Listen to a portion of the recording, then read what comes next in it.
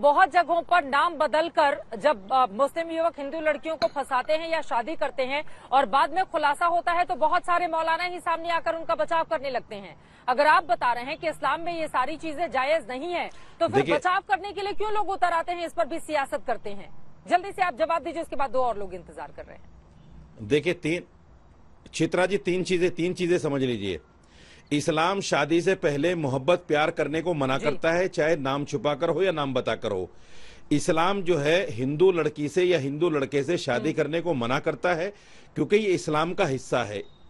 तीसरी बात, अगर संगीत रागी जी ये कहना चाहते हैं कि भाई मुसलमान इस्लाम तलवार के जोर से फैला है, तो ये बिल्कुल कंडेमनेबल बात है। इस्लाम तलवार के जोर से नहीं फैला, आप जैसे लोगों की मानसिकता की वजह से फैला है। जब आप लोग इस्लाम को गालियां देते हैं बैठकर, तो उसको लोग पढ़ना चाहते हैं कि ऐसी क्या बात है इस्लाम के अंदर जो संगीत रागी जैसा आदमी जो प्रोफेसर है दिल्ली यूनिवर्सिटी का, वो इस्लाम को इस तरह की बातें कर रहा है, या हेमंत बिस्वा शर्मा जिस तरह की बातें करते हैं, तो फिर कोई भी आदमी इस्लाम को पढ़ने की कोशिश करता है और वो मुसलमान होता है। तीसरी बात, एक चीज मैं बता दूं आपको, सुनिए, आप एहसान कर रहे हैं इस्लाम के ऊपर, आप हमारे ऊपर एहसान कर रहे हैं, आप गालियां दीजिए, बुरा भला कहिए इस्लाम को, जितना आप बुरा भला कहेंगे उतना ही इस्लाम फले और फूलेगा, इसमें कोई दो राय नहीं है। तीसरी बात, सुनिए एक मिनट, मैं बीच में नहीं बोला भाई साहब, मैं बीच में नहीं बोला, सुनिए, बीच में नहीं बोला, सुनिए ना। अच्छा, आप तिलमिलाइए मत, सुनिए। आपको याद होगा देहरादून का केस आपको याद होगा, राजेश गुलाठी इंजीनियर जिसने अपनी प्रेमिका के 72 टुकड़े किए थे, वो उन्होंने कौन सी किताब पढ़ी थी, वो कौन सा लव जिहाद था? एक कैशु नाम का लड़का जिसने तांत्रिक बनने के लिए अपनी मां को मारा, फिर उसका गोश्त भूनकर खाया कई दिन तक, ये कौन सी किताब पढ़ के उसने किया? अभी कानपुर के अंदर यूपी में एक लड़के ने अपनी प्रेमिका के 6 टुकड़े कर दिए, उसने कौन सी किताब पढ़ ली? ये तो मानसिकता है, इसका धर्म से कोई लेना देना नहीं है भाई। हिंसा की बात इस्लाम और नहीं की मुसलमान जाती को बुरा भला कहिए, मैं आपको साधुवाद देता हूँ, आप ज्यादा से ज्यादा कहिए ताकि इस्लाम को लोग पढ़ने लगे, इस्लाम पर आने लगे। अच्छी बात है, कहिए आप होता है उस मामले में भी लव जिहाद को लेकर आना, वो कहां तक जायज है? विनोद बंसल जी को एक लंबी फहरिस्त लेकर बैठे हुए हैं, वो ये बता रहे हैं कि देखिए यहाँ पर भी हुआ, वहां पर हुआ, ये ऐसे हुआ, हिंदू लोगों ने भी किया, तो फिर सिर्फ इसको मुसलमानों से ही जोड़कर क्यों देख रहे हैं आप लोग? विनोद बंसल जी।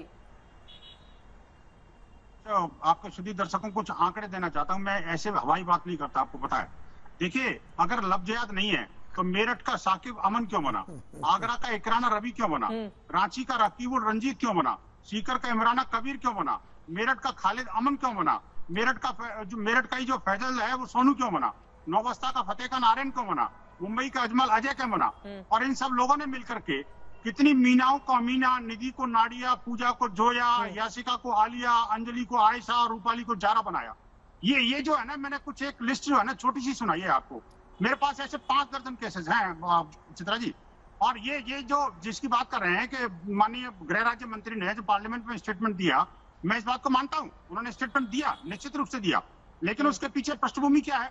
वो इसीलिए तो हम कह रहे हैं कि देशव्यापी एक लव जिहाद, एंटी लव जिहाद और धर्मांतरण विरोधी कानून बनना चाहिए। क्यों? क्योंकि कानून के अंदर लव जिहाद टर्म को कहीं डिफाइन नहीं किया गया। कानून के अंदर ये दुर्भाग्य है देश का कि धर्मांतरण के ऊपर कोई ठोस अंकुश नहीं लगाया गया। इसीलिए ये इन लोगों को जो है ना ये हवा मिल रही है और ये कहने को मिल रहा है कि लव जिहाद है कहाँ। अब मैं आपको एक और दृष्टांत बताता हूँ कि जहां पर केसेस दर्ज हुए हैं, आप देखिए, अगर आपको लव जिहाद के केसेस देखने हैं तो उत्तर प्रदेश चले जाइए। उत्तर प्रदेश में 2019 में जो कानून बना, 2020 में जो धर्मांतरण विरोधी कानून बना, पूजनीय योगी जी की सरकार ने बनाया, उसके पहले 10 महीने के आंकड़े पर जबरदस्त हैं। आपको आंकड़े सुनकर के हैरानी होगी कि जनवरी 2020 से लेकर के अक्टूबर 2020 के बीच में 10 महीने के अंदर 135 केस दर्ज हुए। उन 135 केस में 444 जो है लोगों को एक्यूज बनाया गया, जिसमें से 210 नामजद थे। आपको ताज्जुब होगा चित्रा जी, 135 केसेस में से 82 केसेस में चार्जशीट दाखिल हो गई और 35 केसेस में फाइनल रिपोर्ट दर्ज हो गई। और मजे की बात यह कि जिन 85 बेटियों को वो 164 के बयान हुए, उनमें से 33% बेटियां नाबालिग थी। ये है जिहादी मानसिकता। लव जिहाद क्यों है? इसलिए हम बार बार कहते हैं कि ये एक सोची समझी षड्यंत्र है। आप देखिए, दिल्ली के अंदर 35 टुकड़े करना, कोई ऐसी छोटी मोटी नहीं है। तमाम राज्यों में भी आपकी सरकार है, गुजरात चुनाव में इसको लेकर आने की क्या जरूरत है? बनाइए ना, किसने मना किया है आपको? क्यों नहीं अब तो सवाल ये पूछा जाएगा ना कि क्यों नहीं बनाती है सरकार? अगर ये इतना गंभीर मामला है तो फिर मुख्यमंत्री हेमंता बिश्व शर्मा कह रहे हैं बीजेपी की ही सरकार बना सकती है, वही बनाकर लाएगी, वही दिखाएगी, इतने बड़े ख्वाब तो बना क्यों नहीं देती है? किस बात का इंतजार किया जा रहा है? 27 साल से आप यहाँ गुजरात में हैं, 2 बार से आप यूपी जीत रहे हैं, बाकी राज्यों में आप हैं, तो किसके हरे झंडे का इंतजार किया जा रहा है? कठोर कानून 8 राज्यों में विश्व हिंदू परिषद की कठोर मांग और हिंदू समाज के प्रेशर के कारण बना।